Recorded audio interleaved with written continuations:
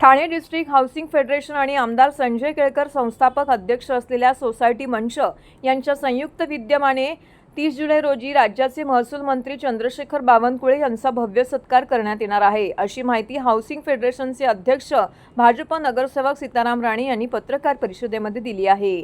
या पत्रकार परिषदेला जनसेवक आमदार संजय केळकर यांच्यासह नगरसेवक विकास पाटील, अमित सरैया उपस्थित होते। ठाण्यातील राम गणेश गडकरी रंगायतन नाट्यगृहात गुरुवारी 30 जुलै दुपारी 12 वाजता होणारा हा सत्कार सोहळ्यामध्ये महाराष्ट्रातील सुमारे 1,35,000 गृहनिर्माण संस्थांच्या वतीने महसूल मंत्री चंद्रशेखर बावनकुळे यांचा गौरव करण्यात येणार आहे।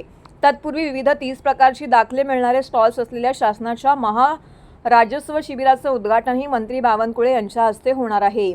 यावेळी महसूल विभागामार्फत सर्वसामान्य नागरिक, शेतकरी आणि गृहनिर्माण संस्थांमधील सभासदांच्या हितासाठी जलद गतीने राबवण्यात आलेल्या निर्णयांचीही माहिती आमदार संजय केळकर यांनी विशद केली आहे। यात महसूल विभागाने गृहनिर्माण संस्थांसाठी व्हर्टिकल सातबारा उतारा, अकृषक करमाफी, डीम्ड कन्व्हेनियन्स, आवश्यक कागदपत्रांची संख्या कमी करणे, ऑनलाईन प्रक्रियेद्वारे 3 महिन्यांमध्ये डीम्ड कन्व्हेनियन्स पूर्ण करण्याची तयारी यांसारखे महत्त्वपूर्ण निर्णय घेतल्याचं आमदार केळकर यांनी यावेळी नमूद केलं आहे। गुरुवार 30 तारखेला गडकरी रंगायतनमध्ये दुपारी 12 वाजता भव्य सत्काराचं आयोजन हाऊसिंग फेडरेशन आणि सोसायटी मंच यांच्या माध्यमातून केलंय। आपले राज्याचे लोकप्रिय आणि कार्यक्षम असे मंत्री माननीय चंद्रशेखर बावनकुळे यांचा भव्य सत्काराचं आयोजन केलंय। त्यांनी जे गेल्या वर्षभरात 1.5 वर्षामध्ये झपाट्याने निर्णय घेतले आणि ज्यामध्ये ग्रामीण भागातल्या शेतकऱ्यापासून, मजुरापासून ते शहरी भागामध्ये गृहसंकुलामध्ये राहणाऱ्या नागरिकांना फार मोठे फायदे झाले। मग एने टॅक्स असेल, सरकारी जमिनीवरचं जे झोपडपट्ट्या आहेत त्या नियमानुकूल करण्याचा असेल, डीम कन्व्हेन्स असेल, अनेक विषय हे त्यांनी झपाट्याने याच्यामध्ये निर्णय घेतले आणि या निर्णयाला दाद देण्याकरता हा भव्य सत्काराचं आयोजन केलंय। सर्व घटकामधली नागरिक जे आहेत या नागरिकांच्या तर्फे गृहसंकुलामध्ये राहणाऱ्या रहिवाशांतर्फे या सत्काराचं आयोजन केलंय। बघा की एखादा मंत्री किंवा एखादा जो त्या ठिकाणी शासनकर्ता त्या खुर्चीवर बसलेला आहे आणि त्याच्या खात्यामध्ये खूप जनोपयोगी, लोकोपयोगी असे जेव्हा निर्णय होतात आणि निर्णय घेण्याची भूमिका अनेकांची असते, पण ते ठासून घेतले जातात।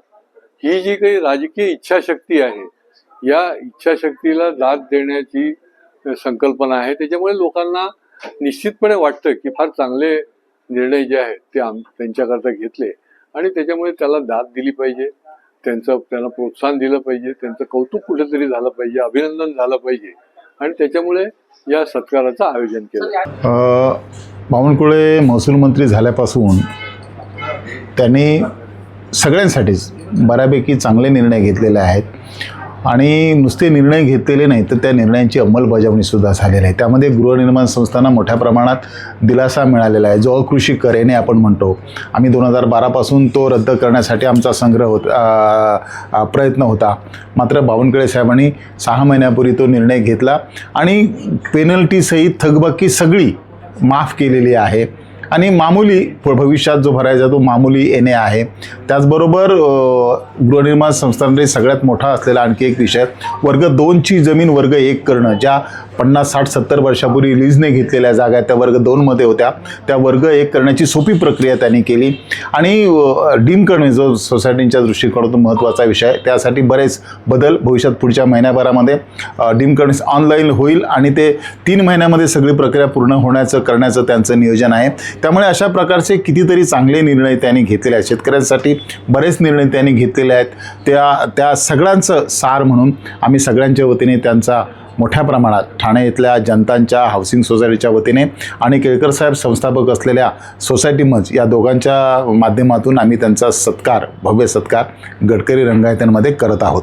दुसरा एक महत्त्वाचा विषय, याचबरोबर लोकांच्या समोर जो आमचा हाऊसिंग सोसायटी सध्या मोठ्या प्रमाणात विषय आहे, सुप्रीम कोर्टाने त्याबद्दल काही गाईडलाईन दिले, तर भटके कुत्रे आणि पाळीव कुत्रे यांच्याविषयी शासनाने नियमावली बनवावी असं सर्वोच्च न्यायालयाचं मत आहे आणि ते प्रामुख्याने महसूल विभागाच्या अंतर्गत येतं। येतं. त्यासाठी आम्ही आग्रही असणार आहोत की ही प्रक्रिया लवकरात लवकर करावी आणि त्यातून इतर काही आमचे विषय आहेत ते सुद्धा आपण त्यांच्यासमोर मांडणार आहोत. मी आपल्या माध्यमातून सगळ्यांना विनंती करेन, गृहनिर्माण संस्थांचे सभासद असतील, पदाधिकारी असतील, संचालक असतील, या सगळ्यांनी या कार्यक्रमासाठी, सत्कारासाठी ठाणेकर म्हणून उपस्थित राहावया. धन्यवाद.